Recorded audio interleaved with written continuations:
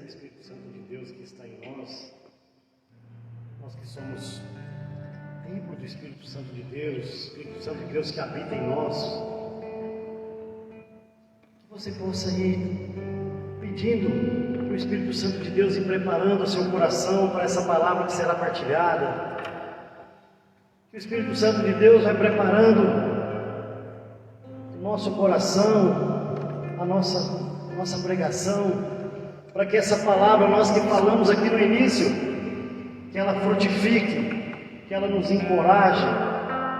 A gente tem vivido tempos de batalhas, a gente tem vivido tempo onde a astúcia do inimigo, ela tem entrado muitas das vezes na nossa casa, na nossa vida, por coisas que julgamos ser tão simples. Nós estamos vivendo algumas cegueiras espirituais, algumas cegueiras do nosso dia a dia, que tem nos tirado da graça de Deus. Muitas das vezes a gente tem fechado os nossos olhos para não enxergar aquilo que Deus tem falado ao nosso coração. Hoje a palavra que vamos partilhar, ela nos mostra o quanto devemos estar atentos a esse chamado do Senhor, a ouvir, a prestar atenção, a clamar sempre essa conversão do nosso coração. Meu nome é Leonardo, sou casado com a senhora Císia, Císia é mãe, eu sou pai do Rafael de 5 anos, a Sofia de 12, sou servo do grupo de oração Sagrados Corações, ali na igreja de Santa Catarina, e é uma alegria muito grande estar aqui hoje partilhando a palavra nesse grupo de oração. A minha caminhada espiritual da renovação aqui em Santa Catarina começou aqui em 2009, nesse grupo de oração, por onde fiquei por alguns anos. E estive aqui dias atrás, e quando me deparei com esse quadro da Divina Misericórdia, foi uma alegria muito grande no meu coração, porque ele me levou lá em 2009 e me mostrou o quanto a gente tem crescido e o quanto precisamos continuar nessa vigilantes, em oração, atentos a cair e levantar próximo de Jesus, que a gente possa ter essa confiança de buscar sempre o perdão, a reconciliação e estar sempre próximo, desse chamado. Então fiquei muito feliz naquele dia e hoje também. E é uma alegria muito grande estar aqui partilhando com vocês, porque a vontade de Deus é essa, na nossa vida, que a gente se doe para levar a palavra aos outros, e como São Francisco de Assis dizia, evangelizar, se preciso for, usar palavras, que a gente possa ter essa coragem. A gente, nos dias de hoje, a gente vê uma continuação daquele tempo dos apóstolos, Igreja perseguida, cristãos perseguidos, tem países que não aceitam o cristianismo, expulsam os católicos, os cristãos do seu território, que a gente possa mantermos vigilantes nessa busca pelo caminho, que Deus nos dê essa força de continuarmos, sempre buscando os ensinamentos do Senhor. Eu te convido pegar a palavra em Atos dos Apóstolos, capítulo 22, Atos dos Apóstolos, capítulo 22, versos de 6 a 11.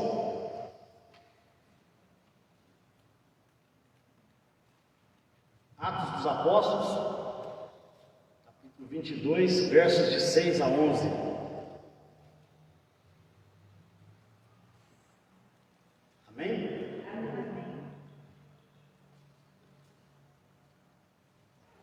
Escrito assim na minha tradução. Ora, estando eu a caminho e aproximando-me de Damasco, pelo meio-dia, de repente me cercou uma forte luz do céu. Caí por terra e ouvi uma voz que me dizia: Saulo, Saulo, por que me persegues? Eu repliquei: Quem és tu, Senhor? A voz me disse: Eu sou Jesus de Nazaré, a quem tu persegues? Os meus companheiros viram a luz, mas não ouviram a voz de quem falava. Então eu disse: Senhor, que devo fazer? E o Senhor me respondeu: levanta-te, vai a Damasco, e lá te será dito tudo o que deves fazer. Como eu não pudesse ver por causa da intensidade daquela luz, guiado pela mão dos meus companheiros, cheguei a Damasco. Palavra do Senhor. Graças a Deus. Olha,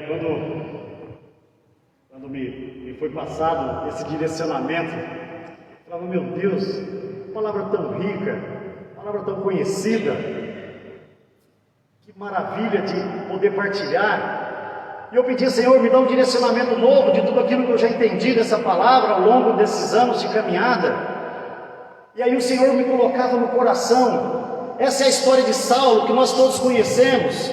Esse Saulo, aquele perseguidor de cristãos, aquele Saulo que recebe ali uma ficha do nome de algumas pessoas para ir ali a Damasco, buscar, prender, trazer para que até mesmo a morte os cristãos.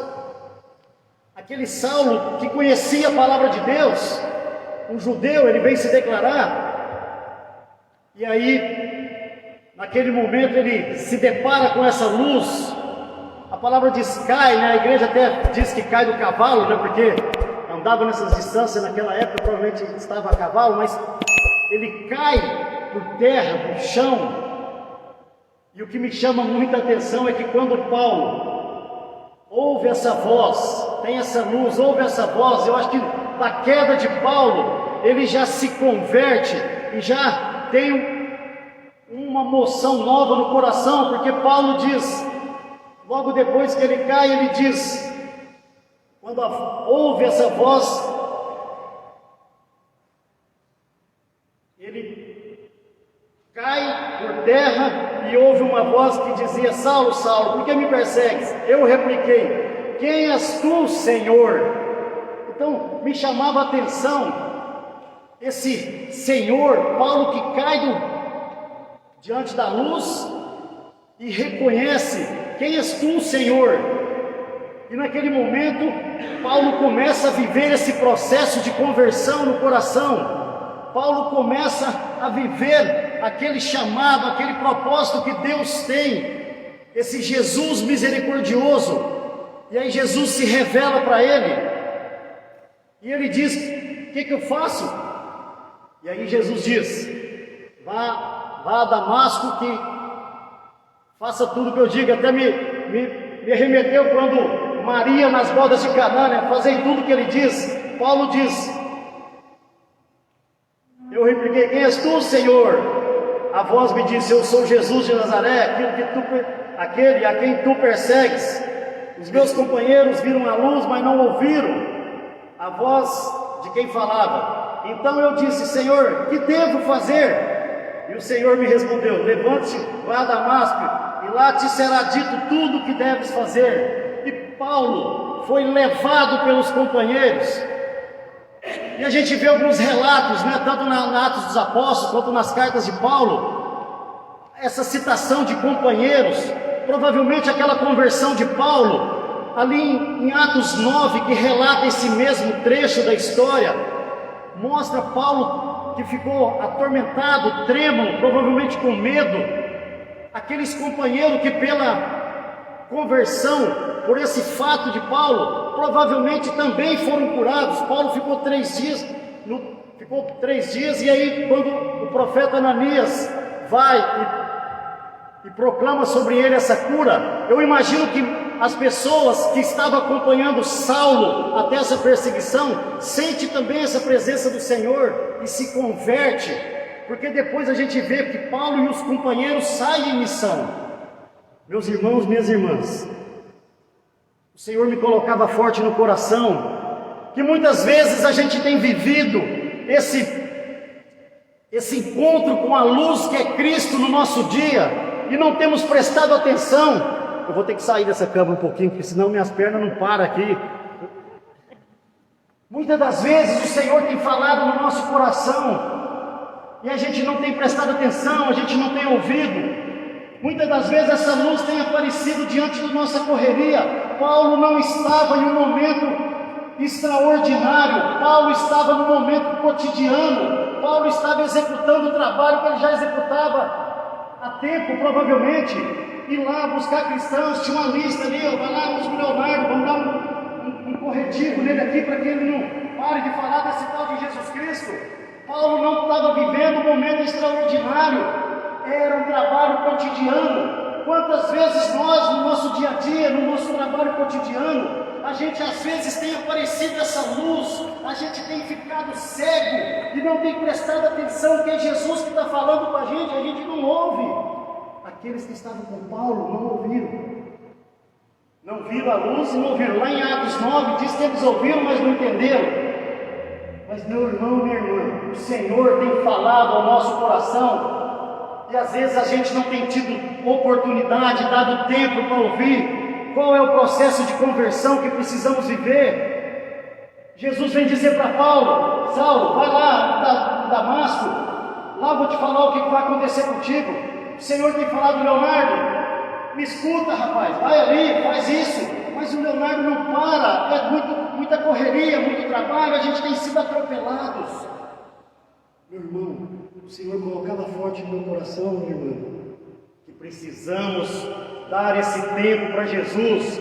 Como eu disse no começo, nós estamos sim vivendo batalhas e batalhas e batalhas. A palavra diz que nós não vivemos, não é essa batalha de carne, é a batalha espiritual. Nós precisamos estar revestidos com esse Espírito Santo de Deus, com a intimidade com o Senhor. Essa conversão de Paulo, de Saulo que vira Paulo, nós precisamos viver ela no nosso dia a dia, e ela não passa se não for por um rito. Aqui Paulo cumpre um rito de viver o processo de conversão dele obedecendo a Deus, e Deus deixa para nós que para vivermos essa conversão sincera, essa fé sincera, nós temos alguns ritos. Eu tenho certeza absoluta que um desses ritos é viver essa reconciliação com o Senhor. Meu irmão, minha irmã, nós temos que buscar viver o sacramento da confissão. Nós temos que buscar viver a vontade de Deus na nossa vida, os sacramentos da igreja. Muitas das vezes a gente tem perdido a oportunidade de vir num grupo de oração, de ir à missa, e não tem permitido que a vontade de Deus, que mesmo não sendo no nosso cotidiano, Deus tem falado com a gente através dos nossos sacerdotes, diáconos, da palavra partilhada, e a gente não tem deixado isso cair no nosso coração. Imagina, Paulo obedeceu. É claro que Paulo permitiu ser guiado. Muitas das vezes a gente tem sido dono da situação. Provavelmente Paulo era o chefe daquela expedição, e Paulo permitiu ser guiado por esses companheiros, esses irmãos. Que a gente possa ter essa sabedoria vinda do Espírito Santo de Deus, de entender o chamado, de aceitar esse ser guiado pelo Senhor. Mas se não pararmos para ouvir essa vontade do Senhor na nossa vida, nós não saberemos como proceder diante da vontade de Deus na nossa vida.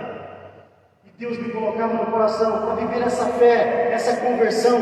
Nós precisamos viver essa intimidade com o Senhor, precisamos viver os sacramentos, precisamos viver o sacramento da confissão, estar reconciliado com o Senhor. A carta de Paulo a Efésios, capítulo 4, versos 26 e 27, que o sol não se ponha sobre o vosso ressentimento, não dê ocasião ao demônio.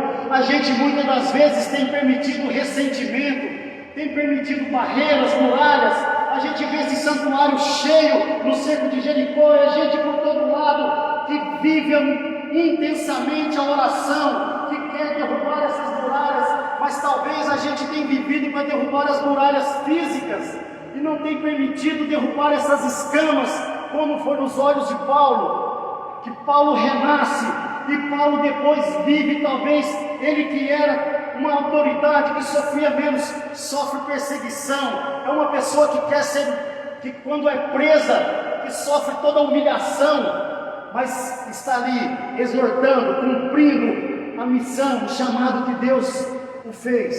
E nós, pelo nosso batismo, muitas das vezes vivemos essa comodidade da igreja, dessa casa física. Precisamos ter essa ousadia de viver esse evangelho. Quando nós estávamos em oração, Deus me falava: Leonardo, nós precisamos disso daqui. Esses raios têm que brotar do nosso coração. Nós temos que nos afeiçoar a esse Jesus misericordioso para levar essa palavra, para a pessoa olhar na gente e ver o sinal de Jesus. É fácil? Não, mas é assim que Deus nos quer. Deus nos quer pregando o evangelho pela nossa vida, pela nossa vivência, pelo nosso discurso. E a gente muitas das vezes tem vivido o Saulo, aquela autoridade, aquele ser maior, aquele ser prepotente, aquele ser que me dá a lista aqui daquele pessoalzinho que eu vou lá buscar eles para o Senhor. Gente, precisamos ter coragem. É tempo de batalha, é tempo de oração, é tempo de renúncia, é tempo de conversão. E no discernimento do duplo de oração, quando a palavra de Isaías 22, versos de 9 a 10, não precisa você pegar, mas ali Deus fala ao profeta Isaías que o rei Nabucodonosor está para invadir Jerusalém, e Deus fala que aquilo lá será um banho de sangue, porque aquele povo está como Paulo nesse momento, com uma cegueira espiritual. Aquele povo não está enxergando a vontade de Deus, e Deus naquele momento Ele fala do simbolismo de cobrir a cabeça dos videntes, para que as pessoas que instruíam esse povo não discernissem para eles, porque aquele povo seria morto, como Nabucodonosor fez quando invade Jerusalém. Então o Senhor hoje quer falar para mim e para vocês, meu irmão, minha irmã. Eu estou gritando aos teus ouvidos, eu estou querendo que essas escamas caiam dos teus olhos, que nós possamos enxergar essa vontade de Deus na nossa vida. Não é reinventar a roda, não é viver o extraordinário, é parar para ouvir a vontade de Deus na nossa vida. Tem uma canção do Dunga que fala Senhor, preciso ouvir tua voz, ao irmão na palavra e no meu coração. teu servo, Não, fala Senhor, irmão na palavra. que Deus nos fala através do irmão, da palavra e do nosso coração. Mas nós estamos vivendo o barulho do mundo, nós estamos querendo viver essa conversão sincera e prestando atenção nos detalhes do mundo, e prestando atenção, sendo conduzido pelo que a mídia, pela fake news, o modismo, o Big Brother, a TV, a novela, sei lá, tantas coisas que não tiram da graça de Deus. Nós não estamos sendo esse misericordioso dentro da nossa casa. Os nossos da nossa casa não estão enxergando em nós esse afeiçoamento de Jesus. E nós cristãos, criados à imagem e semelhança de Deus, precisamos permitir que as pessoas olhem em nós e enxerguem esse Cristo, enxerguem e falem: meu Deus, quem é esse Leonardo? Esse cara que era olha o que ele é hoje, olha como ele está ficando, nossa, como ele está diferente. Alguém dizia, não lembro quem, que o maior elogio que podemos receber é quando uma pessoa chega em nós e fala: Leonardo, meu irmão, minha irmã, quem te viu e quem te vê, é porque estamos fazendo a vontade de Deus, é porque estamos nos afeiçoando a Deus, que a gente possa nos revestir pelos dons que nos foi derramado, nós, pelo nosso batismo, pelo Espírito Santo de Deus que habita em nós. E a palavra diz que é derramado os dons sobre cada um de nós, de acordo com a vontade do Espírito Santo de Deus, que a gente possa nesse diálogo com Jesus, diário, cotidiano, a Andréia conduzia, nós devemos conversar com esse Deus em vários momentos da nossa vida. Por que estamos caminhando sozinhos? Por que estamos sonhando sozinhos? Por que não estamos vivendo esse relacionamento com Deus que nos conduz, que nos guia, que nos ama? Que a gente possa pedir: Senhor, quais são os meus dons? Onde que o Senhor me quer servindo? O que o Senhor quer que eu conduza na minha casa? Pode ter certeza, meu irmão, minha irmã, o Senhor fará as graças, o Senhor derramará as bênçãos. Basta que creiamos, basta que tenhamos essa coragem, essa ousadia, que tenhamos a força, esse ânimo, esse dínamo que nos leva ao caminho de Jesus. Nós que somos convidados a viver essa conversão diária, toda hora, todo momento, porque o Espírito Santo, a palavra nos diz que Deus baterei a porta, se abrir e cearei contigo. O encardido, ele não dá essa prerrogativa. O encardido, ele enfia o pé na porta, porque ele conhece as nossas fraquezas. Ele conhece o que tira o Leonardo da presença do Espírito Santo de Deus. Então, como que nós podemos lutar contra esse encardido? É estando revestido com o Espírito Santo de Deus, todos os momentos, como a Andréia colocava, de manhã, à tarde, à noite, nas batalhas, nas dificuldades, nas nossas orações, e principalmente ouvindo o que Deus tem a falar, porque senão não é um diálogo, esse monólogo. Nós temos que ter um tempo para ouvir o Senhor, e o Senhor não vai falar com a gente nesse barulho do mundo. O Senhor precisa que a gente pare o nosso coração, que a gente silencie o nosso coração. Nós que cantamos no início que nosso coração precisa ser essa terra boa, essa terra fértil, que a gente possa realmente desejar isso. Eu te convido, diante do Espírito Santo de Deus que nós clamamos, diante dessa palavra partilhada, que você bote as mãos nos seus olhos. Se você tem óculos, tire os óculos, bote as mãos nos seus olhos, e com os olhos tapados, está fazendo essa entrega para o Senhor. Senhor, eu quero te apresentar dessa forma, sem enxergar com os olhos humanos.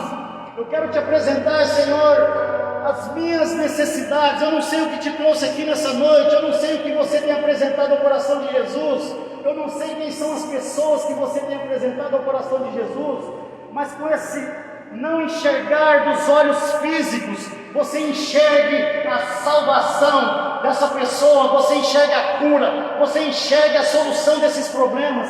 Vá desejando com seu coração: Senhor, eu te entrego, Senhor, visita essa situação, visita, Senhor, essa situação que me tira da graça de Deus. Não permita, Senhor, que nada tire a minha família da graça de Deus. Não permita, Senhor, que essa situação venha levar toda a situação da minha casa afastada da graça de Deus. Vem, Espírito Santo de Deus, conduzir as minhas orações, conduzir a minha fé, a minha fraqueza, Senhor, diante de tantas necessidades, que o Senhor venha me revestir com todas as virtudes do Espírito Santo de Deus.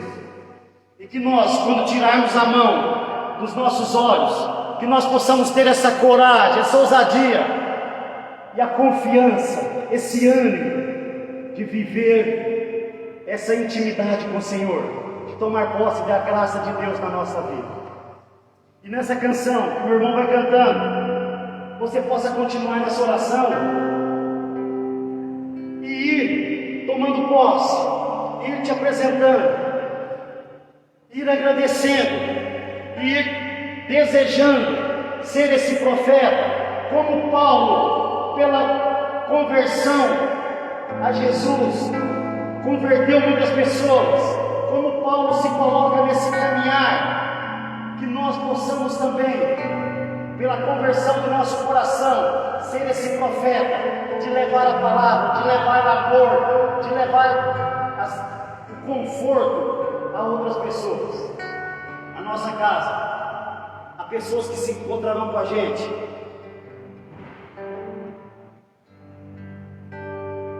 Eu me abro ao teu querer, Oh Senhor, eu rendo a tua voz, quero me submeter,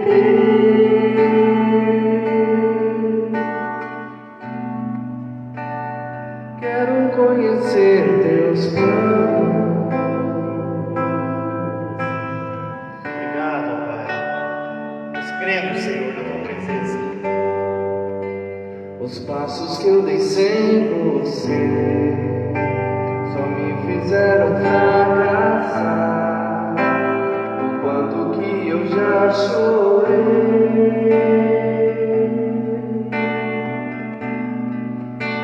me arrependo dos meus planos.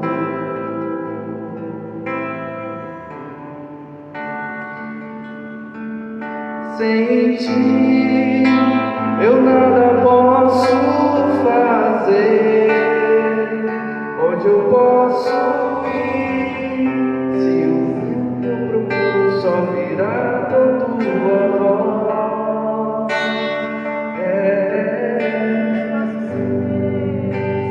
meus passos são teus, o meu próximo minuto é teu. Se não for assim, não me deixe, dou minha mão para ti, fecho os olhos e confio em ti. Leva-me, Senhor,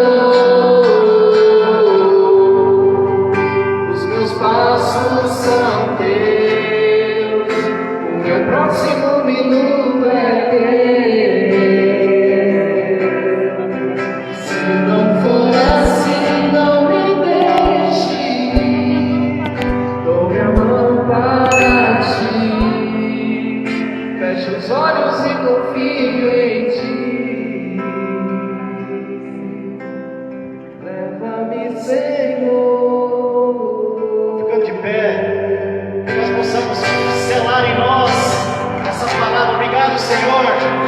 Faça um louvor sincero do seu coração. Obrigado, Senhor, por essa palavra compartilhada, por esse grupo de oração, Senhor, por essa igreja maravilhosa, Senhor, por tudo aquilo, Senhor, que o Senhor tem derramado de graças e de bênçãos na nossa vida, Senhor, por esse chamado, Senhor, por essa força que o Senhor nos dá para estar buscando, Senhor, na nossa santidade, buscando o nosso caminhar, Senhor. Glórias e louvores a Ti, Senhor. Obrigado, porque Tu és o Deus da vitória. Tu és o Deus, Senhor, que restaura. Tu és o Deus que anima. Tu és o Deus amado, Senhor. Obrigado, Senhor. Santo é o Teu nome. Glória a Deus. Glória a Deus. Glórias e louvores a Ti. Uma salva de palmas para esse Jesus.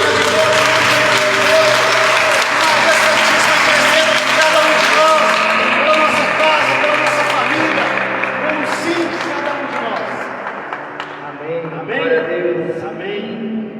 Glórias e louvores a Ti, Senhor. Glórias e louvores a Ti, Senhor. Amém. Graças a Deus.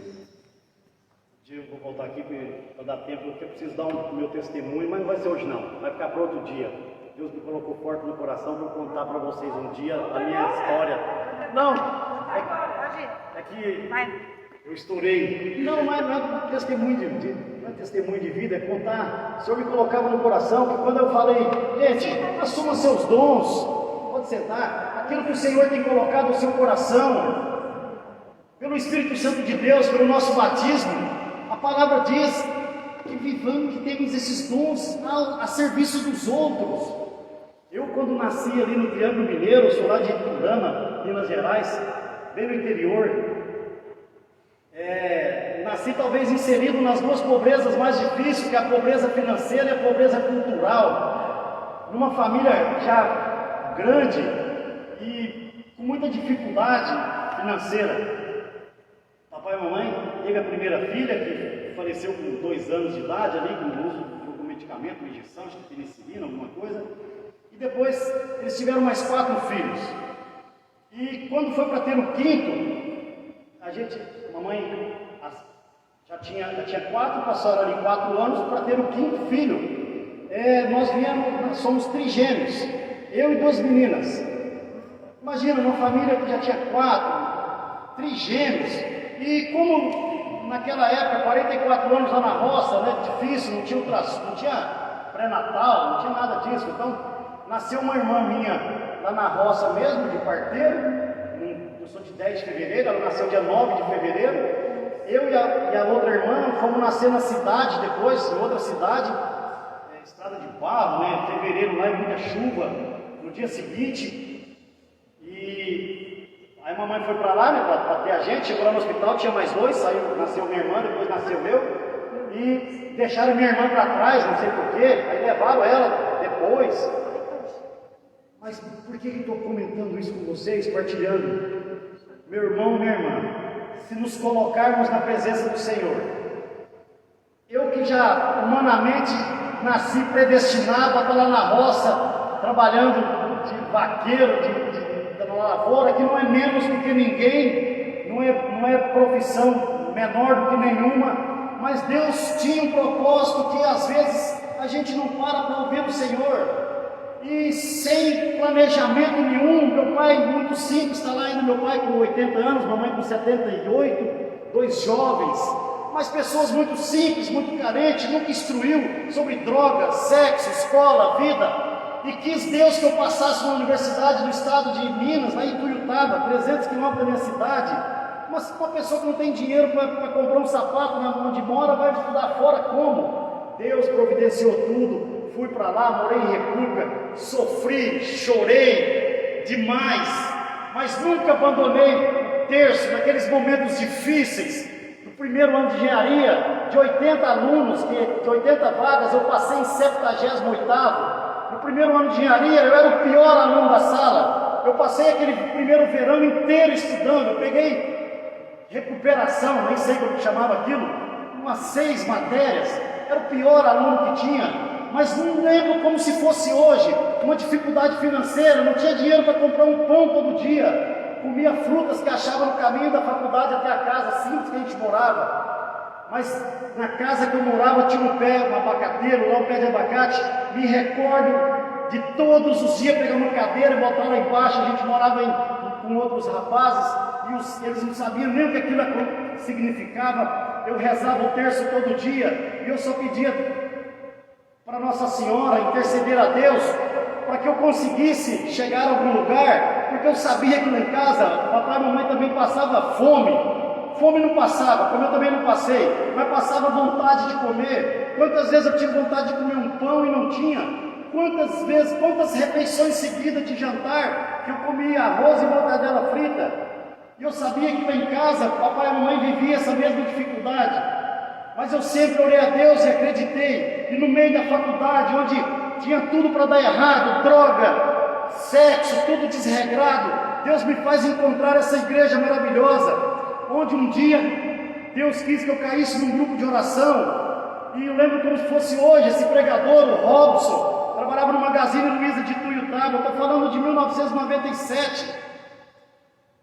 Ali Deus fala: rapaz, vamos, eu preciso de você, você é um predestinado a viver o teu caminho de santidade. E aí desde então a gente tem caído, levantado, rodei o mundo, me formei, sempre honrando meus pais, honrando o caráter, e Deus me preparou uma vida espetacular, sempre muito difícil, mas uma vida muito honrosa. Eu hoje sou um orgulho para os meus pais. Eu me formei em engenharia elétrica, assumi o aeroporto de Cumbica, áreas enormes, fui para o Rio Quente Resorts, fiquei por 6 anos, virei um grande profissional, vim para o Costão do Santinho como coordenador de manutenção, hoje sou presidente do Costão do Santinho. Meu pai e minha mãe se honram, se orgulham do caráter, da formação que tive. Isso não, nada disso, como Paulo vem dizer em outras passagens, não é para honra e glória minha, Leonardo, nem do meu pai e da minha mãe, é para honra e glória do Senhor. Então, quando nós somos convidados a pensarmos nesses dons, esse chamado que o Senhor tem para nós, é porque Ele tem um propósito na nossa vida.